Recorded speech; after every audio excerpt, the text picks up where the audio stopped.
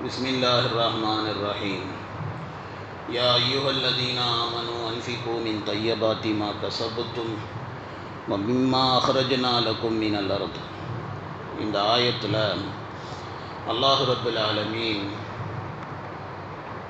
தர்மம் கொடுங்க, நல்லதை கொடுங்கள் அப்படின்னு அல்லாஹ் ரப்புல் ஆலமீன் கூறினான். இதை பற்றி 2 நாட்களாக உங்களுக்கு நான் விளக்கங்கள் சொன்னேன். அல்லாஹ் தஆலா நல்லதை கொடுக்க சொல்லி அல்லாஹ் சொல்லுகின்றான். அப்படிங்கிறதுனால அல்லாஹ் தேவை உடையவன் அப்படின்னு சொல்லி நினச்சிக்காதீங்க. அல்லாஹ் தஆலா இருக்கிறானே தேவையற்றவன். உலகத்தில் இருக்கிற எல்லாரும் அல்லாஹ்வின் பக்கமாக தேவை உள்ளவர்கள். அல்லாஹ் தஆலாவுக்கு யாருடைய தேவையும் கிடையாது. அப்போ அல்லாஹ் தஆலா தர்மம் கொடுக்கும் பொழுது நல்ல பொருளை தர்மம் கொடுக்க சொல்லி அல்லாஹ் தஆலா ஏன் சொல்லியிருக்கிறான் அப்படின்னா, ஏழை எளிய மக்கள் இருக்கிறார்களே, அவங்களும் அல்லாஹ்வினுடைய நேமத்துகளை, துனியாவினுடைய நேமத்துகளை அவங்களும் அனுபவிக்க வேண்டும் அப்படிங்கிறதுக்காக அல்லாஹ் தஆலா இருக்கிறானே செல்வந்தர்களுக்கு அல்லாஹ்வினுடைய கட்டளை, நீங்கள் ஏழை எளிய மக்களுக்கு தர்மம் கொடுக்கும்போது நல்ல பொருளை நீங்கள் தர்மம் கொடுங்க அப்படின்னு சொல்லி அல்லாஹ் தஆலா இருக்கிறானே சொல்லி இருக்கிறான். அதனால தான் அல்லாஹ் அந்த ஆயத்தை முடிக்கும்போது வயலமூ அன்னல்லாஹ கனியுன் ஹமீத், அறிந்து கொள்ளுங்கள் நிச்சயமாக அல்லாஹ் தேவையற்றவன். இந்த வார்த்தையை அல்லாஹ் ஏன் சொல்லுகின்றான் அப்படின்னா, யாரும் இப்படி விளங்கிக்காதீங்க அல்லாஹ் நல்ல பொருளை அல்லாஹ்வுக்கு கொடுக்க சொல்கிறான் அப்படின்னா அல்லாஹ்வுக்கு தேவை இருக்குது போல இருக்குது.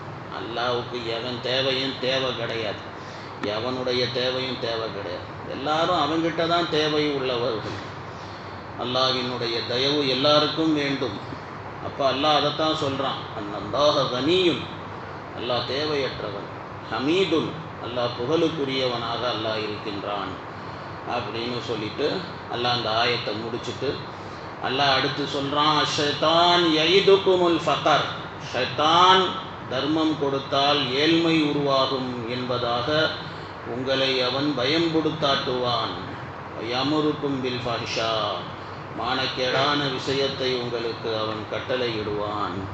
வல்லாஹு யஇதுக்கும், அல்லாஹ் உங்களுக்கு வாக்களிக்கிறான், மக்ஃபிரத்தம் மின்ஹு வ ஃபத்லா, தர்மம் கொடுப்பதினால் அல்லாஹ்வினுடைய மன்னிப்பு கிடைக்கும், அல்லாஹ்வினுடைய அருள் அதுவும் உங்களுக்கு கிடைக்கும். வல்லாஹு வாசியுன் அலீம், அல்லாஹ் தஆலா விசாலமான கொடையாளனாகவும் அல்லாஹ் எல்லாவற்றையும் அறிந்தவனாகவும் இருக்கின்றான் அப்படின்னு அல்லாஹ் தஆலா பேசுகின்றான். அதாவது ஹதீஸ் ஷரீஃபில் இருக்கிறது, அல்லாஹ் தஆலா மனிதனுக்குள்ளார ஷைத்தானை அல்லாஹ் எப்படி வச்சிருக்கானோ அதே மாதிரி மனிதனுக்கு உள்ளார அல்லாஹ் ரப்புல் ஆலமீன் மலக்கையும் அல்லாஹ் வைத்திருக்கிறான். ஷைத்தான் இருக்கிறானே உள்ளத்தில் ஒரு கெட்ட விஷயத்தை அவன் போடுகிறான் அப்படின்னா ஒரு மலக்கு என்ன பண்ணுவார், அவர் நல்ல விஷயத்தையும் உள்ளத்தில் போடுவார். யாருக்கு இந்த மாதிரி நிலைமை இருக்கிறதோ அல்லாஹ்வுக்கு அவர் நன்றி செலுத்த வேண்டும். மலக்கின் புறத்தில் இருந்து உள்ளத்தில் போடப்படக்கூடிய விஷயம் அது அல்லாஹ்வின் புறத்தில் இருந்து உள்ளத்தில் போடப்படக்கூடிய விஷயம் அப்படின்னு சொல்லி நினையுங்கள் அப்படின்னு கண்மணி நாயகம் ஸல்லல்லாஹு அலைஹி வஸல்லம் அவங்க சொன்னாங்க. ஷைத்தானுடைய வஸ்வஸா, அது ஊசலாட்டம் உள்ளத்தில் ஏற்படும் போது அஊது பில்லாஹி மினஷ் ஷைத்தானிர் ரஜீம் என்பதாக ஓதிக்கொள்ளுங்க. இதை ரசூலுல்லாஹ் சொல்லிவிட்டு இந்த ஆயத்தை தான் ரசூலுல்லாஹி ஸல்லல்லாஹு அலைஹி வஸல்லம் அவங்க சொல்லி காட்டினாங்க. அஷ்-ஷைத்தான் யஇதுகுமுல் ஃபக்ர், இந்த ஆயத்தை கண்மணி நாயகம் ஸல்லல்லாஹு அலைஹி வஸல்லம் அவங்க ஓதி காட்டினாங்க. அப்துல்லாஹ் இப்னு மஸ்ஊத் ரலியல்லாஹு தஆலா அன்ஹு அவர்களுடைய அறிவிப்பு, அந்த அறிவிப்பு அதாவது ஷைத்தான் இருக்கிறானே அவன் என்ன சொல்லுவான்னா, தர்மம் கொடுக்குற நேரத்தில் டேய் தர்மம் கொடுத்தேன்னு சொன்னால் நீ ஏழையாக போயிடுவ அப்படின்னு சொல்லி பயம்படுத்தாட்டுவான்.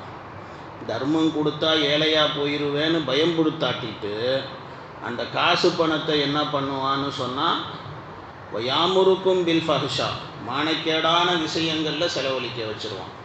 பாவத்தில் செலவழிக்க வைப்பான், ஹராமிலே செலவழிக்க வைப்பான், அல்லாஹ்வுக்கு மாறு செய்வதிலே செலவழிக்க வைப்பான், எவ்வளவோ விரயம் பண்ணுறதுல செலவழிக்க வைப்பான். இப்படி சொல்லிக்கிட்டே போகலாம்.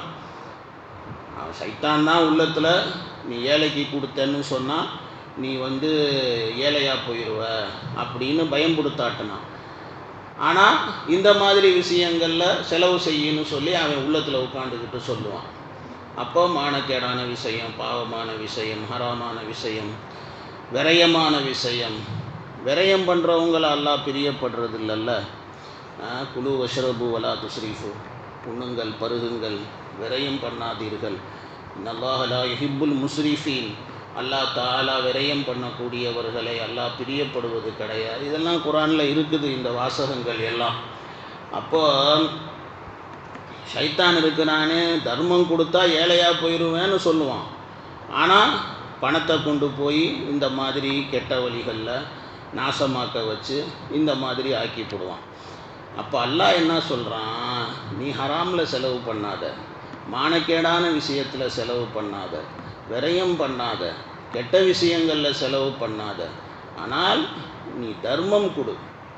அல்லாஹ் உனக்கு கொடுத்துருக்கான், உனக்கு கொடுத்த நேமத்தை நீ மற்றவங்களுக்கு தர்மமாக கொடு.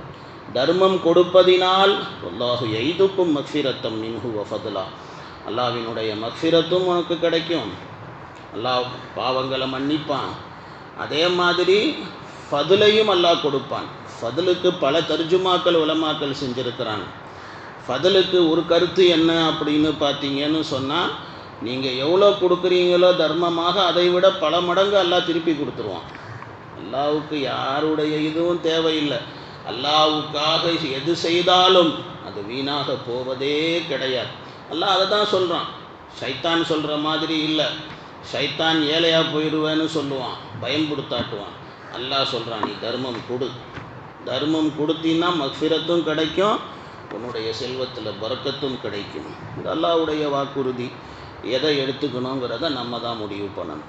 அல்லாஹ் தஆலா முடிவெடுக்கிறத நம்ம கையில் அல்லாஹ் கொடுத்துருக்கான். வல்லாஹு வாசிஉன் அலீம், அல்லாஹ் தஆலா இருக்கின்றானே விசாலமான கொடையாளர். அல்லாஹ் தஆலா எல்லாவற்றையும் அறிந்தவனாகவும் இருக்கிறான் அப்படின்னு அல்லாஹ் இந்த ஆயத்தை முடிச்சுட்டான். இப்போ அடுத்து அல்லாஹ் தஆலா யூத்தில் ஹிக்மத்த மையஷா, அல்லாஹ் நாடியவர்களுக்கு ஹிக்மத் என்ற ஞானத்தை கொடுக்கிறான். ஹிக்மத்து என்றால் என்ன? இது ஒரு கேள்வி. ஞானம் என்றால் என்ன? ஞானம் அப்படிங்கிறது குர்ஆன் ஹதீஸினுடைய இல்முக்குத்தான் ஞானம் என்பதாக சொல்லப்படுகிறது. உலமாக்கள் இப்படித்தான் சொல்கிறாங்க தஃப்சீருடைய கிதாபுகளில். ஹிக்மத் அப்படின்னு சொன்னால் குர்ஆன் ஹதீஸினுடைய இல்ம். அதே போல் குர்ஆன் ஹதீஸினுடைய இல்ம் என்றால் சும்மா அப்படியே படிச்சுட்டு போகிறது இல்லை. அது யார் வேணால் படிப்பாங்க. சும்மா படிச்சுட்டே போகிறது அது யார் வேணால் படிச்சுட்டு போவாங்க. இந்த ஹிக்மத்து என்னன்னு சொன்னால் ஆழமான விஷயங்களை தெரிந்து கொள்வது, குர்ஆன் ஹதீஸினுடைய விளக்கங்களை புரிவது, குர்ஆன் ஹதீஸினுடைய தஃப்சீர்களை தெரிந்து கொள்வது, குர்ஆன் ஹதீஸிலே நாசிஹ் எது மன்சூஹ் எது என்பது தெரிந்து கொள்வது. நாசிஹ் மன்சூஹ்னா என்னது? எது கேன்சல் செய்த வசனம், எது கேன்சல் ஆன வசனம், இதெல்லாம் தெரியணும். எது கேன்சல் செய்த ஹதீஸு, எது கேன்சல் ஆன ஹதீஸு. ஹதீஸில் பல வகைகள் உண்டு, அந்த வகைகளை தெரிந்து கொள்வது. இப்போ புகாரி ஷரீஃப் இருக்குது. புகாரி ஷரீஃபுக்கு ஏன் இவ்வளோ முக்கியத்துவம் கொடுக்கப்படுகிறது உலகளாவிய அளவில் அப்படின்னு சொன்னால், புகாரியுடைய ஹதீஸுகள் அந்த அளவுக்கு தரமான ஹதீஸுகள். எத்தனையோ ஹதீஸுகளுக்கு மத்தியில் சல்லடை செய்து இமாம் புகாரியால் அந்த ஹதீஸுகள் கோர்வை செய்யப்பட்டது. நாயகத்தினுடைய உண்மையான ஹதீஸுகளை கோர்வை செய்யப்பட்டது, சஹீஹான ஹதீஸுகள். ஸோ அதெல்லாம் தெரிந்து கொள்வது, நாசிஹ் எது மன்சூஹ் எது, முகத்தம் எது முஅக்கர் எது, எது முன்னால் சொல்லப்பட்டது எது பின்னால் சொல்லப்பட்டது, அதெல்லாம் தெரியணும். அதே மாதிரி ஹலால் எது ஹராம் எது, இதை தெரிந்து கொள்வது. குர்ஆனிலே ஹதீஸிலே சொல்லப்பட்ட உதாரணங்கள், அந்த உதாரணங்களினுடைய மாரிஃபத் அதுவும் ஏற்படுவது. இது எல்லாம் தான் ஹிக்மத். அதைத்தான் அல்லாஹ் தஆலா சொல்கிறான், யூத்தில் ஹிக்மத்த மையஷா, அல்லாஹ் நாடியவர்களுக்கு ஹிக்மத்தை கொடுக்கிறான். அல்லாஹ் நாடியவர்களுக்கு ஹிக்மத் என்ற அந்த ஞானத்தை அல்லாஹ் தஆலா கொடுக்கிறான். உலமாக்கள் இந்த ஹிக்மத்துக்கு இன்னொரு விளக்கமும் சொல்கிறாங்க. ஹிக்மத் என்பது வெறும் இல்மு மட்டுமல்ல, அல்லாஹ்வினுடைய பயம், அச்சம், இதுவும் தான் ஹிக்மத் அப்படின்னு சொல்லி உலமாக்கள் சொல்லுகிறார்கள். ஷைத்தான் இடத்துலையும் தான் இல்மு இருந்துச்சு. ஷைத்தான் இருக்கிறானே, அவன் பெரிய ஆலிம், அவன் மலக்குமார்களுக்கெல்லாம் பாடம் நடத்தின உஸ்தாத். அப்படிப்பட்ட மனுஷன்தான், அப்படிப்பட்ட ஆள் தான் ஷைத்தான். அப்படிப்பட்ட ஆள் மலக்குகளுக்கு பாடம் நடத்தியவன். ஆனால் அவன் ஷைத்தானா போனானா இல்லையா? இல்மு இருந்து அவனுக்கு என்ன பிரயோஜனம் கொடுத்துச்சு? அல்லாஹ்வுடைய அச்சம் இருக்கணும், அல்லாஹ்வுடைய பயம். அதுதான் இதை கொண்டு கருத்துன்னு உலமாக்கள் சொல்கிறாங்க. அப்போ இன்னொரு கருத்தும் இருக்கிறது. அதாவது ஹிக்மத் அப்படிங்கிறதுக்கு நுபுவத் அப்படின்னு சொல்லியும் உலமாக்கள் ஒரு கருத்து வாங்குகிறார்கள். நுபுவத் அப்படின்னு சொன்னால், அதாவது நபிமார்களுக்கு அல்லாஹ் தாலாவின் புறத்தில் இருந்து ஹிக்மத்து கொடுக்கப்படும். அல்லாஹ்வினுடைய நபிமார்கள் யார், எத்தனை நபிமார்கள் உலகத்துக்கு வந்தார்களோ அவர்களுக்கு அல்லாஹ் ரப்புல் ஆலமீன் அவர்களுடைய இதயத்தில் ஹிக்மத்தை அல்லாஹ் கொட்டி வைத்திருந்தான். அவர்களிடத்தில் ஹிக்மத் இருந்தது.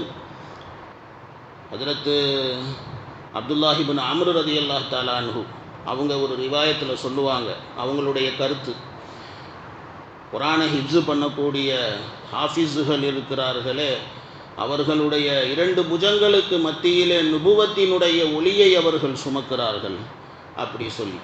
அப்போது தீனுடைய இல்ம் அது நுபுவத்துடைய ஒளி. அந்த ஒளியை தீனுடைய இல்மை படித்தவர்கள், ஹாஃபிதுகள், ஆலிம்கள், முஃப்திகள், காரிகள், காசிகள், இவர்களெல்லாம் தங்களுடைய நெஞ்சங்களிலே நபித்துவத்தினுடைய ஒளியை சுமக்கிறார்கள். இப்படி பலவிதமான கருத்துக்கள் இதற்கு உண்டு. அப்போ அல்லாஹ் தஆலா அதைத்தான் அல்லாஹ் தஆலா சொல்கிறான், யூத்தில் ஹிக்மத மையஷா. அல்லாஹ் நாடியவர்களுக்கு ஹிக்மத்தை கொடுக்குறான், ஞானத்தை அல்லாஹ் கொடுக்குறான். ஒமை யூத்தல் ஹிக்மா, யாருக்கு அல்லாஹ் தாலா ஹிக்மத்தை கொடுத்தானோ, ஞானத்தை அல்லாஹ் யாருக்கு கொடுத்தானோ, ஃபக்கத் ஊத்திய ஹைரன் கசீரா, அவருக்கு ஏராளமான நன்மைகளை கொடுக்கப்பட்டு விட்டது, ஏராளமான நன்மைகள் கொடுக்கப்பட்டு விட்டது. அல்லாஹ் இதை சொல்லிட்டு, ஒமா யஸ்ஸக்கரு இல்லா உலுல் அல்பாப், அறிவாளிகளை தவிர மற்றவர்கள் அதை சிந்திக்க மாட்டார்கள், விளங்க மாட்டார்கள், சிந்திக்க மாட்டார்கள் அப்படின்னு அல்லாஹ் சொல்கிறான். அறிவு இருந்துச்சுன்னா தெரியும் ஹிக்மத் எவ்வளோ பெரிய விஷயம் அப்படின்னு சொல்லி. காசு பணம் கிடைக்கிறது பெரிய விஷயமா? சொத்து சுகம் கிடைக்கிறது பெரிய விஷயமா?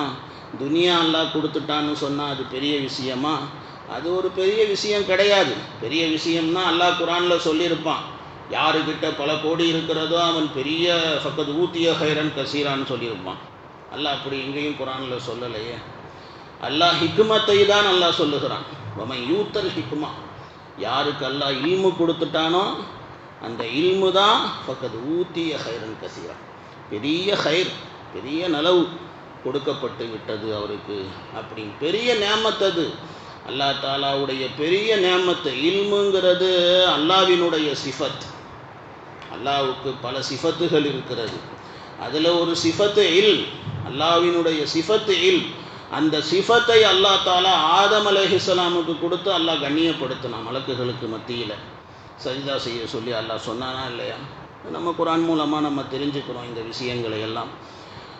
அப்போது அந்த இல்மு யாருக்கு கொடுக்கப்படுகிறதோ அது அல்லாஹ் சொல்லிட்டு என்ன அல்லாஹ் சொல்கிறான் பாருங்கள், இதெல்லாம் அறிவு இருந்தால் உனக்கு புரியும். ஒமா யத்தக்கரு இல்லா உலுல் அல்பாப், அறிவு இருந்தால் தெரியும், அறிவு இல்லைன்னா ஒன்றும் பண்ண முடியாது தான். அல்லாஹ் ஒரே வார்த்தை, அறிவு இல்லைன்னா நீ மற்றது தான் துனியாவை தான் பெருசாக நினைப்ப. நீ துனியா அது கிடைச்சா பெரிய விஷயம், இது கிடைச்சா பெரிய விஷயம், சப் குச் நஹி, இதெல்லாம் கிடைச்சா பெரிய விஷயமே கிடையாது, இல்முதான் பெரிய பொக்கிஷம் அப்படின்னு சொல்லி இப்படி அல்லாஹ் தாலா சொல்லுகிறான். பிறகு அல்லாஹ் தாலா வமா அன்ஃபக்தும் மின் நஃபகத்தின் அவ் நதர்தும் மின் நதுரின் ஃபஇன்னல்லாஹ யஅலமு, உங்களுடைய நேர்ச்சைகள், உங்களுடைய தர்மங்கள், இது எல்லாம் அல்லாஹ்வுக்கு தெரியும். அதை பற்றி அல்லாஹ் அதில் பேசுகிறான். அடுத்து உங்களுக்கு விளக்கங்கள் சொல்லப்படும். சுப்ஹானல்லாஹி வ பிஹம்திஹி.